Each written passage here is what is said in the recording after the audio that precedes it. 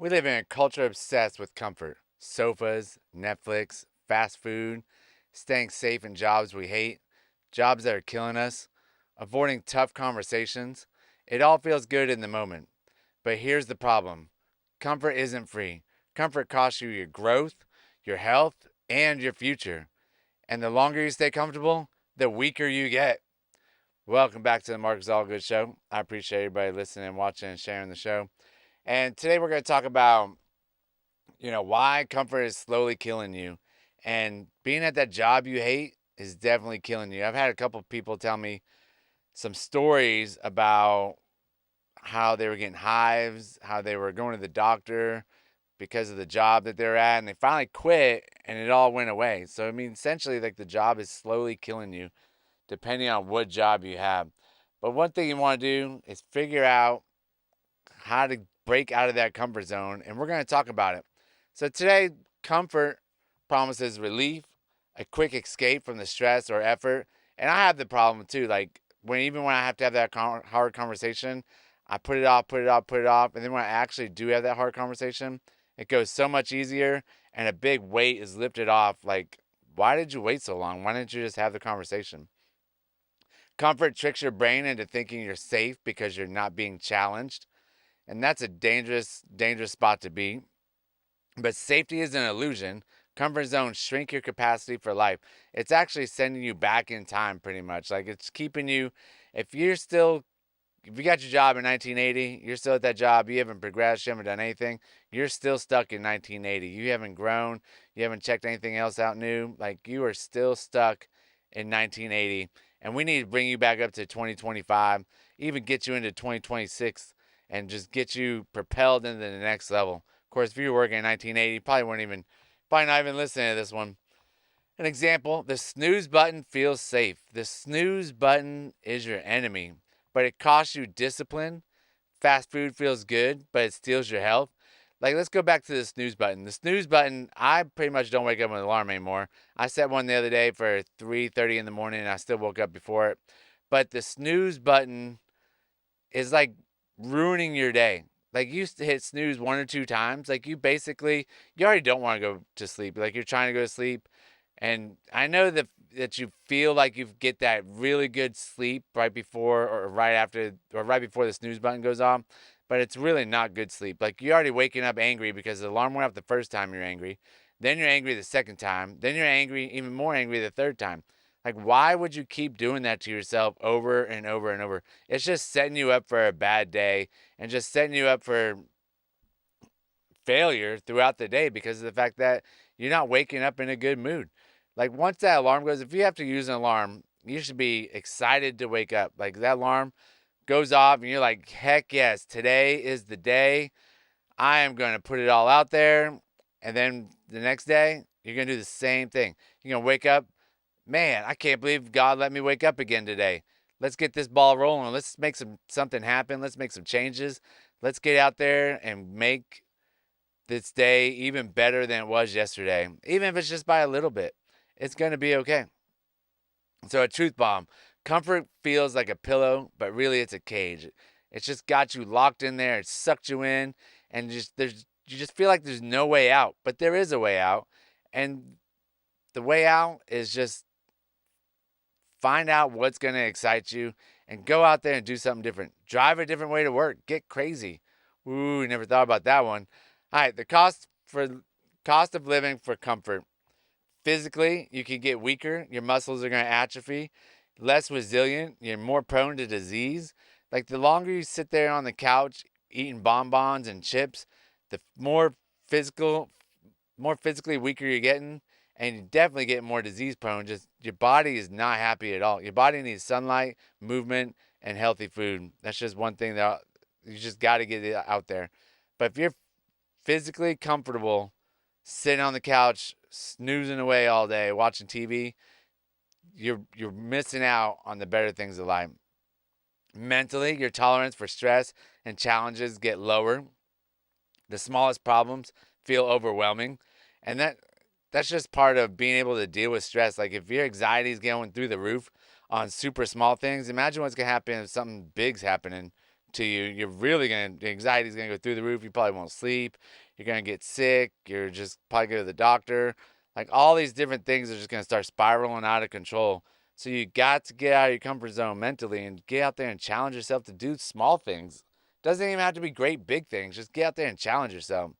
Financially, staying in comfort and a comfortable job keeps you stuck paycheck to paycheck. Try and get a little promotion. Go out there, find something new. Start a side hustle. Start anything.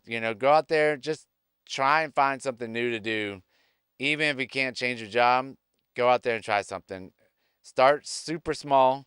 Start selling something on the side. Learn sales. Learn, how to be an influencer. Learn a podcast. Anything out there. Try and do it and see what happens. Relationally, avoiding hard conversations or boundaries keeps relationships shallow or toxic. Those hard conversations are hard, and you got to have them. I probably put one off this week, and I should have probably already had it, but it's okay. We're gonna make it. We're gonna make it happen, and we'll see what happens. Maybe I'll update you later on. But definitely in a relationship, you always want to, get those hard conversations out of the way and make sure you're living for each other, not just for yourself, and that or just for them. But have the open conversation, open dialogue, and watch how your relationship changes for the better most of the time. Sometimes it'll be the worst, which is probably for the better anyways in the long run. Number 5, spiritually, you miss out on growth, purpose, and fulfillment because you're addicted to the easy. Get out there, read the Bible, go to church, talk to somebody, meditate, figure out what's going to challenge you spiritually. And, even if it's not God or the Bible, like think about a higher power that you could figure out that is over you, that keeps the world going around and your world going around. The paradox, discomfort is where growth lives. Growth only happens under pressure, just like muscles in the gym. If you start out going to the gym and you're just lifting 5 pounds and that's heavy for you, within 2 months, that 5 pounds isn't going to be doing the same thing. It's not giving you the same growth that it did the first week of working out. That 5 pounds is going to be super easy. You're going to have to lift it a whole bunch more to get any kind of growth out of it. So instead of like 5 reps, you have to do like 100 reps of it. So therefore, you add more weight to get bigger, get more growth get stronger, get more growth out of the gym. And it's the same thing with your job. Like if you can keep getting promotions or you find a new job, find something that's going to challenge you a little bit more each time. Get those little stepping stones and climb the corporate ladder, or you can jump out on your own and become an entrepreneur. Live the sink or swim, feast or famine relationship that we all have out here. Discomfort is the birthplace of resilience, strength, and confidence. Once you start getting uncomfortable, your confidence starts to skyrocket because you realize that you can do things that you didn't think your body could do, that your mind could do, that you could just do personally. And then the strength that you gain from it makes you it makes you a lot stronger, but the anxieties that you used to have are going to slowly start disappearing without even you really realizing it. And then next thing you know, you're going to be a force to reckon with. You're going to be so comfortable, or not comfortable, you're going to be so confident and full of strength and resilience, and you're just going to be untouchable at that point. Choosing discomfort now creates comfort later. Avoiding discomfort now creates regret later. So go ahead and just start now. Take the leap, like Steve Harvey says. Make the jump. It's a rocky road down, but it's so worth it once you actually get to where you're going. And once you start on the way down, the parachute will open at some point and bring you back up. And then it's going to go down again. But at a certain point, you're going to go back up.